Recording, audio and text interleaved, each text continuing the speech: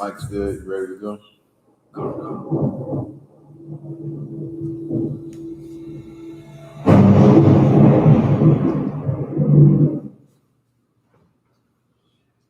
Nah, you good? Keep going. I'm good. Oh, you just got the let me. I can't put it on now. Shalom, y'all. I.S.U.P.K. Shabbat done. Just 1 second. Bear with us. We'll be getting started in a minute. Get your questions together. Scripture breakdown class. You still over there? Fooling.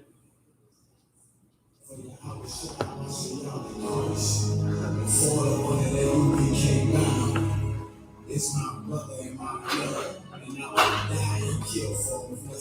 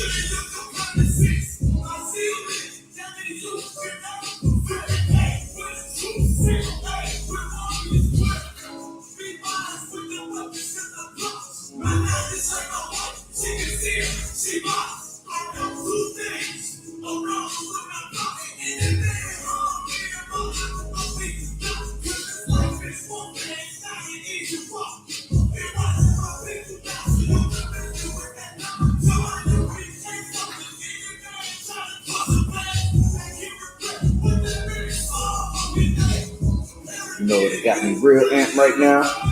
$40 is $40 is $40. You need to hear that.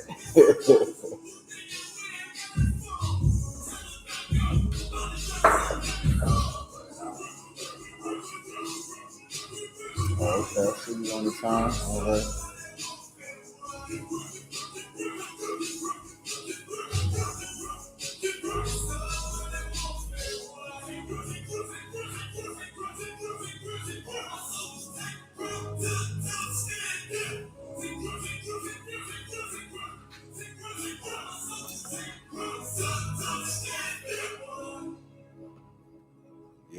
Yeah. That's what's up, man. I.S.U.P.K be putting me down, boy. One of the coldest MCs in the business, man, in the world, man. We are the I.S.U.P.K, man. We started out at 1 West, 125th Street, Harlem, New York, under Commander General GEN.YAHANNA.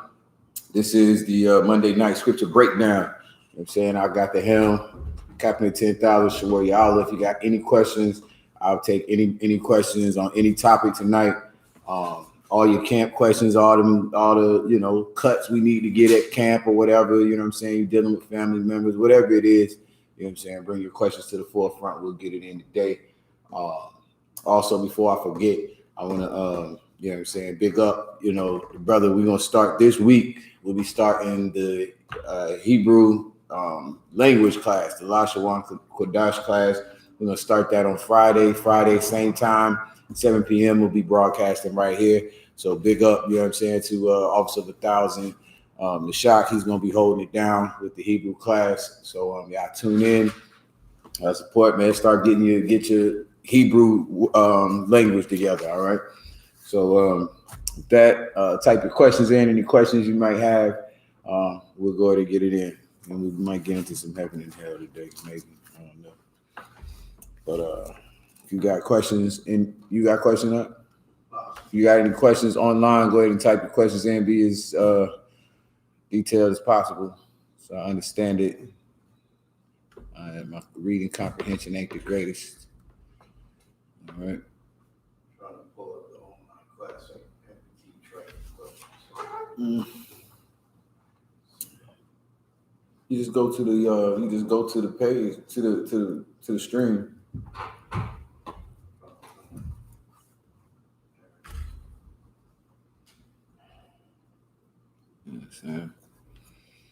All right. Kanak gonna start it off. Big up, man. Trooper Kanak. All right, brother. Can I get a general breakdown? Nehemiah 21 to 20, Nehemiah 13, verse 21. All right, so you just want a general breakdown. I'll do my best, see if I know it. So go ahead and get that for you.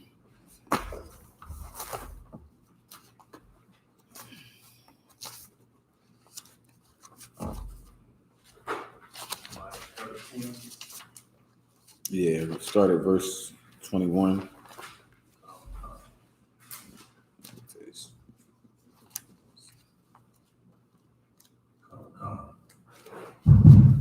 Come, sir. The book of Nehemiah, chapter 13 and verse 21. Then I testified against them and said unto them, why lodge ye about the wall? Okay, I think you're gonna have to go up from there. Come. I have no clue what we talking about. Let's go up to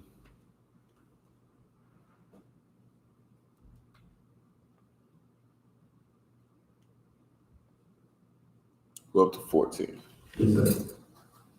Nehemiah chapter 13 and verse 14. Remember me, O my God, O my power, concerning this, and whip not out my good deeds that I have done for the house of my power.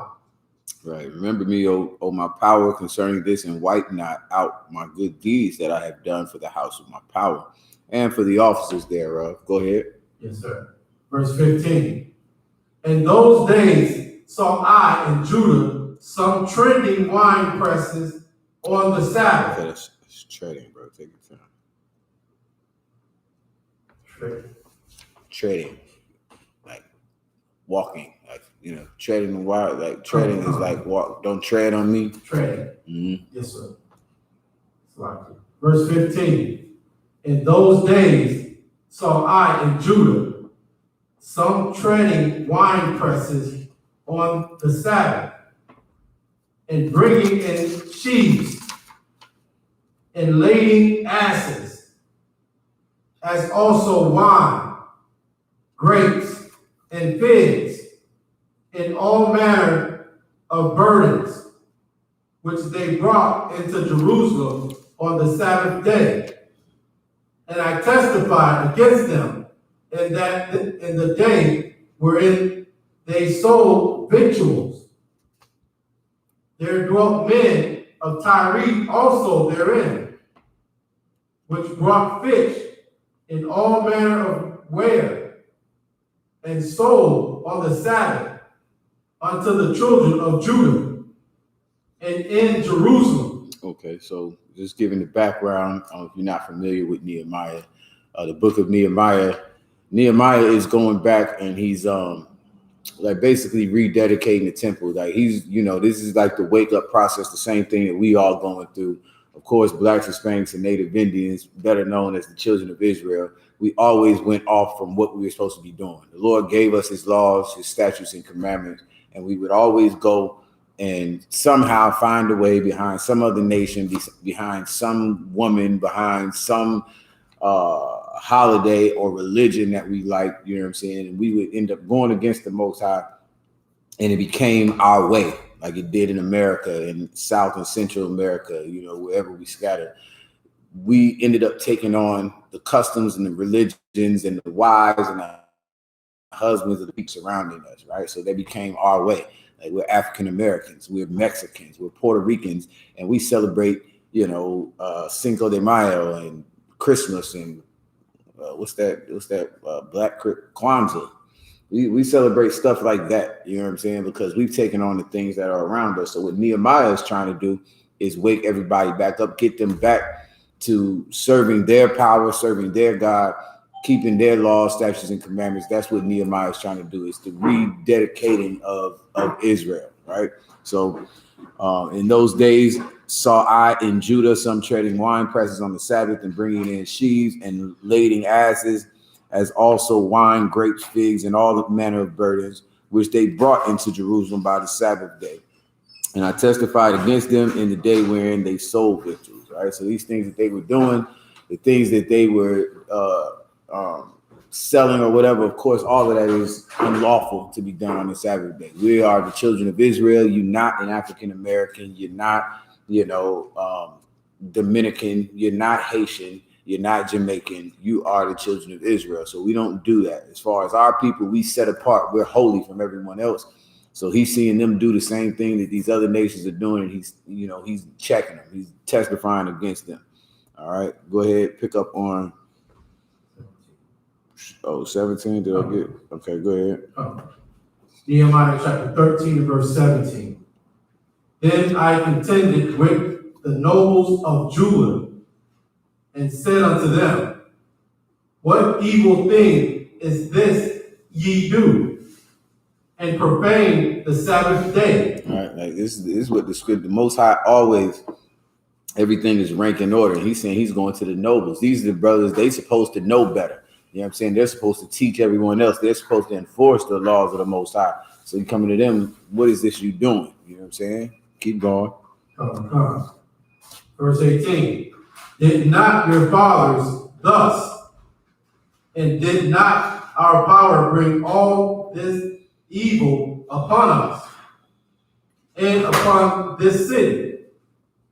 Yet ye bring more wrath upon Israel by profaning the Sabbath. Right. This is the same thing we do today. You know what I'm saying? Even now in America or wherever we're scattered, you know what I mean? Like our fathers did this. Nehemiah is telling them, man, like, look, again, like I said, Israel, we always find a way to go against the Most High, find something else to do or what have you. So he's saying, didn't your fathers already do this? Didn't you learn from what your fathers did? You ain't recognized. That's why we're in this position today. That's why we're in the ghetto. That's why we're in the barrios and the reservations. That's why we're in the prison system and, like in the strip clubs and wherever else, is because our fathers did the same thing. We're following behind what our fathers did when in fact we should be changing the things that we're doing, because what our fathers did pissed the Lord off and got us in this condition in the first place. But we just continue, you know what I'm saying? So what, I live in the ghetto, I'm just gonna sell drugs over here. So what, I live in the ghetto or the barrio, you know what I'm saying? I'm just gonna do this and I'm gonna do that. Everything that's continuing to piss the Lord off and to make it worse for our people. You know what I'm saying? We live in the ghetto. You want to sell drugs, we killing each other. You know what I'm saying? You want to break, you want to steal, you want to do whatever. You know what I'm saying? These crackers you got all the reason in the world according to their laws to kill you. You know what I mean? And so we're making it worse on ourselves. All right, keep going. Yes, sir. Nehemiah chapter 13, verse 19. And it shall come to pass that when the gates of Jerusalem began to be dark before the Sabbath, I commanded that the gates shall be shut, and charged that they should not be opened until after the Sabbath. And some of my servants set I at the gates, that there should no burden be brought in on the Sabbath day. Mm-hmm. So the merchants and the sellers of all kinds of ware lodged without Jerusalem once or twice. Then I testified against them, and said unto them, Why lodge ye about the wall? If ye do so again, I will lay hands on you. From that time forth came they no more on the Sabbath. All right. So, like it says, so the verse 20, the merchants and sellers of all kind of ware lodged without Jerusalem once or twice. So, meaning all these other nations that were trying to sell unto us, were trying to buy from us, which was unlawful for us to do. If you got your own business, you sell grapes or you sell wine or whatever, you can't sell it on the Sabbath day. You can't even make your mule carry your grapes and all of your wares out to the edge of the city.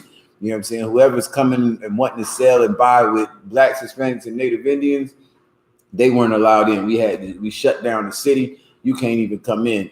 And, there were people that would come and sit out there and try to, of course, catch some simp, some weak, brother or sister, you know what I'm saying? That's, maybe you can catch a deal, catch a sale, you know what I'm saying? So you can get it on. Nehemiah is telling them, like, look, man, if you do this again, man, don't come around here on the Sabbath day. You do this again, I'm going to put hands on you. You know what I mean? Keep going. Come, son. Nehemiah chapter 13 and verse 22. And I commanded the Levites that they shall cleanse themselves, and that they shall come and keep the gates to sanctify the Sabbath day. Remember me, O my power, concerning this also, and spare me according to the greatness of thy mercy. Mm-hmm. In those days also saw I Jews that had married wives of Ashdod and Ammon and of Moab, and their children spake half in the speech of Ashdod, and could not speak in the Jewish language, in the Jews' language, but according to the language of each people. And I contended with them, and cursed them, and smote certain of them, and plucked off their hair, and made them swear by the Most High Power, saying, Ye shall not give your daughters unto their sons, nor take their daughters unto your sons, or for yourselves. All right. Okay. So basically, just going back to 22, I commanded the Levites that they should cleanse themselves and that they should come and keep the gates. All right. So now he's passing this on. You know what I'm saying? He done ran the cats off, and he's going, he's letting the Levites know, like, that's your job. You the police officers. You know what I'm saying? Like, you should be keeping people from doing what they ain't supposed to be doing on the Sabbath day. You should keep these other nations and whatever out. So cleanse yourself. You know what I'm saying? Stop what it is you're doing. You know what I'm saying? Give your offering, whatever it is you got to do. Cleanse yourself and come back to what it is we supposed to be doing. Leave off from all the other madness that we was doing. And of course, like it says, and they should come and keep the gates to sanctify the Sabbath day. Remember me, O my power, concerning this also, and spare me according to the greatness of thy mercy. Of course, the only reason that any of us have the chance is because of the mercy of the Most High. So, you know what I mean? Like, there are certain things that brothers do, but, you know, like in the scripture to tell you that the most righteous man, his righteousness is as filthy rags to the Most High.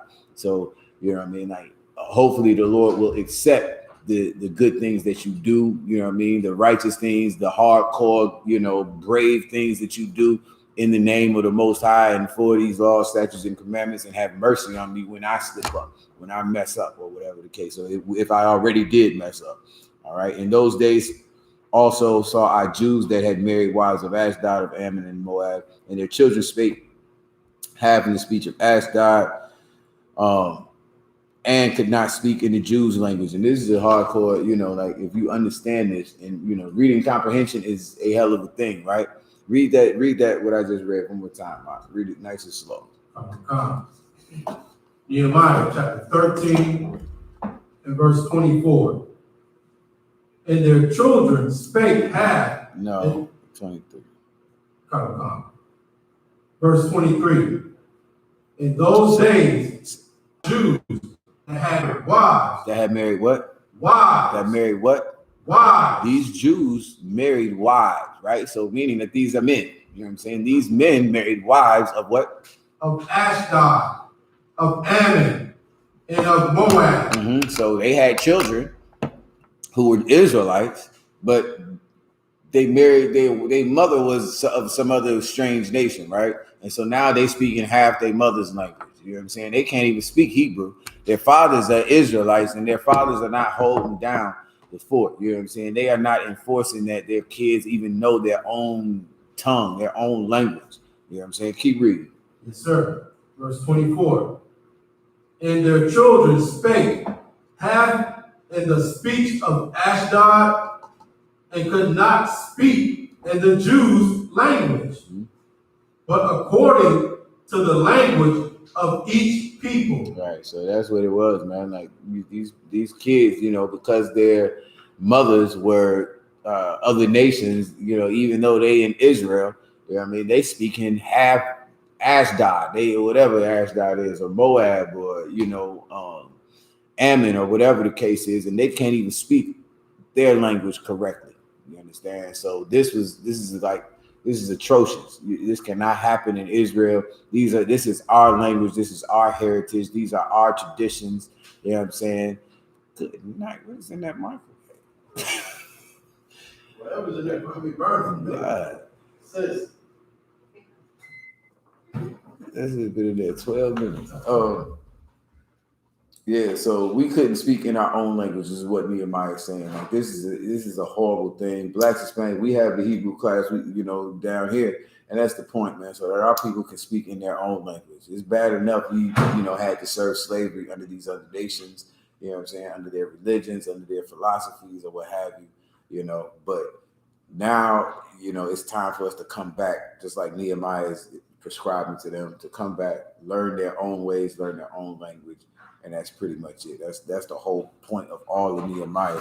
You know, you going back to the beginning. That's what Nehemiah was doing, was getting us back. You know what I'm saying? We had the opportunity to go back into our own land after serving in a captivity under one of them, you know, Persians or somebody. You understand? We went back and we didn't know how to be Israelites anymore. So that's pretty much it out. All right. Let me see. All right.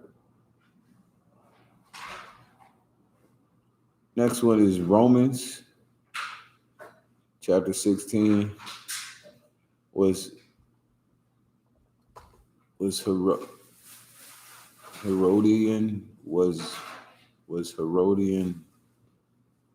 an Edomite, and if he was, then why he called him brother? Because I see Christians try to use this to say Paul was talking to the other nations.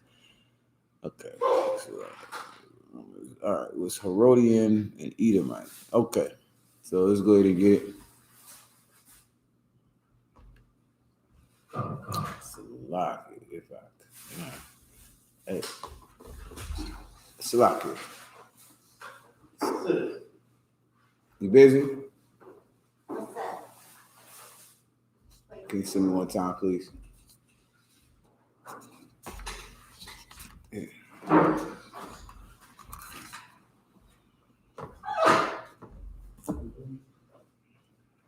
Good guess. Go ahead. Yes, sir. The book of Romans, chapter 16, and verse 7. Salute Andronius and Junia, my kinsmen, and my fellow prisoners, who are of note among the apostles, who also were in Christ before me. Greet Amplias, my beloved in the Most High. Salute. Okay, brother, listen. I don't know why we even going any further.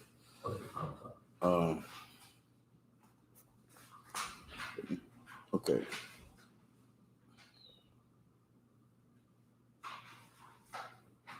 Okay, brother, this is what I want you to do. I want you to look up the word kin in the Bible, okay? I want you to look it up in the Bible dictionary. I want you to type in the definition of what kin is. Because this is something, and you know, who is this asking the question?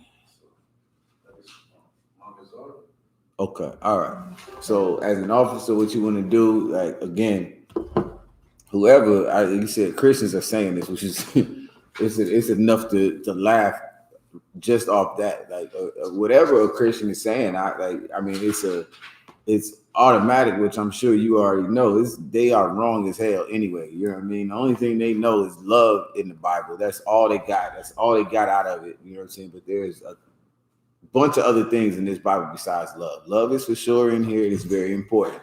You understand? But love of your people is something that no Christian ever gets out of this Bible. They never get like that. The Bible is talking about a particular people, a particular family, a particular nation. They never get that. It's always about everyone, which that's automatic. You know what I'm saying? If they think that it's talking about someone else, the brother's question was, Salakia, sir, in the book of Romans 16 and 11 was Herodin. I don't even know. I didn't even see that. I don't even know why. Salute Tryphena and Tryphosa, who labor in the Lord. Salute the beloved Persis, which labored much in. Oh, I'm in 12. That's why. Salute Herodian, my kinsman. Greet them that be of the household of Narcissus, which are in the Lord.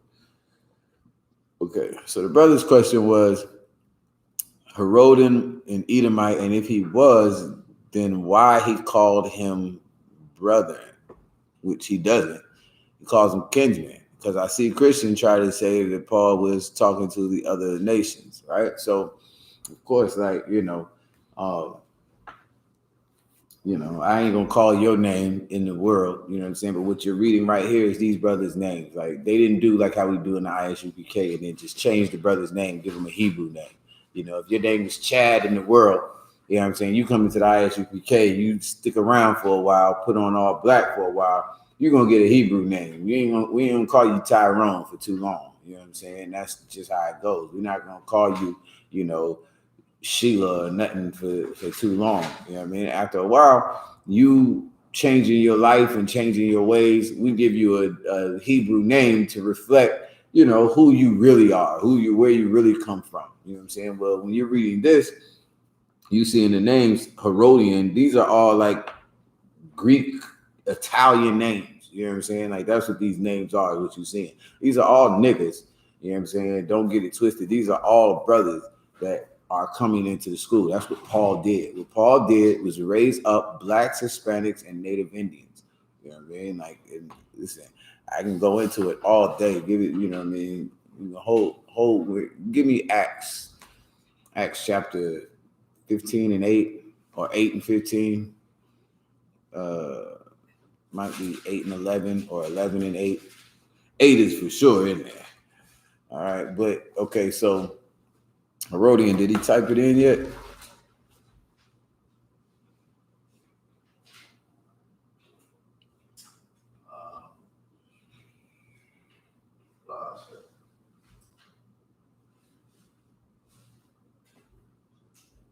Magazar, I'm asking you, what is the definition of kin or kinsman? Whatever it is you want to look up. I want the definition. I want you to look it up. Even though you on the thing, I know you can't say it out, verbally here. I want to know what a kinsman, like how you said. All right. And while you do that, I'm going to get Acts chapter, I believe it's 8 and 11 or 11 and 8. Let's see. Might even be Romans.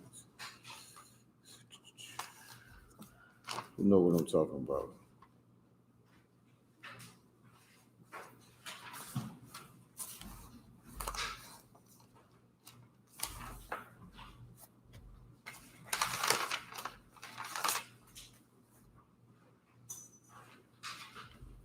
Oh, it's 11.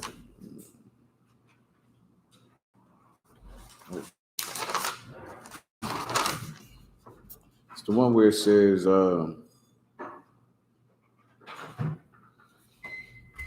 I say, we've heard the things that you've done among the Gentiles.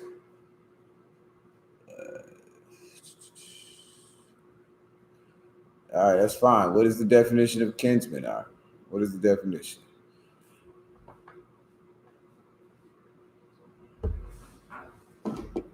Meaning is always the broad of undefiled relationship. Okay. I don't know where you're looking. Look up kin. In fact, I'm gonna have the brother help you. Kind of short-handed. So he said it's always the broad of undefiled relationship. I don't know. I don't even know what that means. Broad? Are you talking about a female broad? What is that? The broad of undefiled relationship. I don't know what you mean.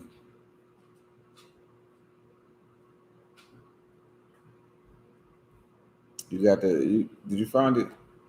I'm pretty sure it's in Acts. Sorry, I get it for you. Sorry.